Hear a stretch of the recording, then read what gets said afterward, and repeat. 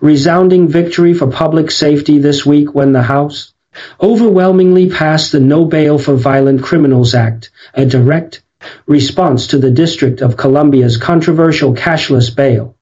system that has allowed dangerous repeat offenders to walk free within hours of arrest. The legislation mandates pretrial detention for individuals charged with violent felonies, carjackings, and certain gun crimes, and it has already garnered commitments from several Democratic moderates who represent high-crime urban districts. Speaker Mike Johnson hailed the vote as proof that Republicans remain the unequivocal party of law and order, while victims' advocacy groups celebrated the bill as long overdue. Justice for communities terrorized by revolving door criminal justice policies, with the Senate expected to take up a companion measure after the holiday recess. GOP leaders are confident the bill will reach President Trump's desk before the end of the year, handing the party a tangible win it can tout in every suburban and exurban district. Heading into the 2026 midterms, on the economic front, new data released Friday by the Bureau of Labor Statistics showed the American economy continues to outperform most global peers, adding a solid 228,000 jobs in November and pushing the unemployment rate down to an impressive 4.1%, one of the lowest readings in 2 decades. Manufacturing and construction led the gains, sectors that Republican policymakers credit to the administration's aggressive tariffs on Chinese imports, the revival of domestic energy production, and the permanent extension of the 2017 Tax Cuts and Jobs Act provisions. Energy independence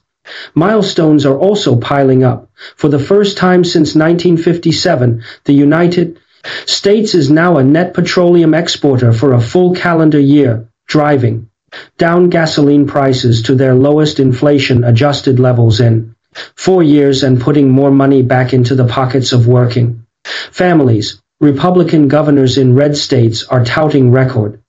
budget surpluses fueled by this energy boom, allowing historic tax rebates in places like Texas, Florida, and Oklahoma just in time for Christmas. Finally, the Republican National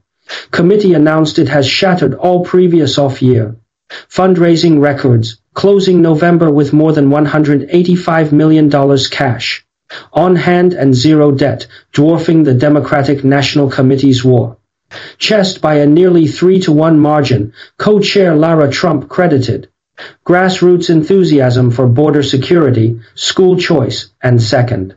Amendment protections, noting that small dollar donations from first-time givers are at an all-time high. This financial firepower, combined with a redistricting advantage in more than a dozen states and a favorable Senate map defending only 10 seats in 2026,